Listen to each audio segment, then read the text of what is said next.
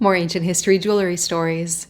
It's the 1st of July, and it's now time to talk about my birthstone, rubies. If you're waiting for the reveal about which piece from last night's video is the forgery, I'll be posting that in about an hour. If you have no idea what I'm talking about, go back and watch last night's video. I promise it's a fun time.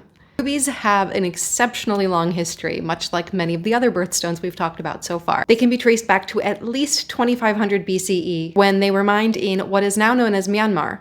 There is written record of rubies making their way westward from China around 200 BCE on the Silk Road. Rubies were very highly prized in many Asian cultures. They were known by the ancient Greeks and Romans, but they were far less common in their jewelry. In fact, the earliest known example of ruby in an artifact that I can find that's verifiable and not sketchy is this sensational alabaster statuette of Ishtar. This would have been made sometime between the 2nd century BCE and the 1st century CE, and as you can see, she has ruby eyes and a ruby belly button. Of course, I always have to check in on what the ancient Greeks were doing in relation to weird mythology surrounding stones, and for rubies, they believed that they embodied the heat of the sun and thought that you could throw a ruby into water to make it boil. At least they weren't relying on rubies to protect them from poison. A lot of people don't know that ruby is actually the same type of gemstone as sapphire. It's simply the red variety, which is colored by chromium. They're all varieties of the stone corundum. Every other color of corundum is sapphire, while the red variety is ruby. Ruby comes in a variety of shades of red, from orange to pink to deep blue red,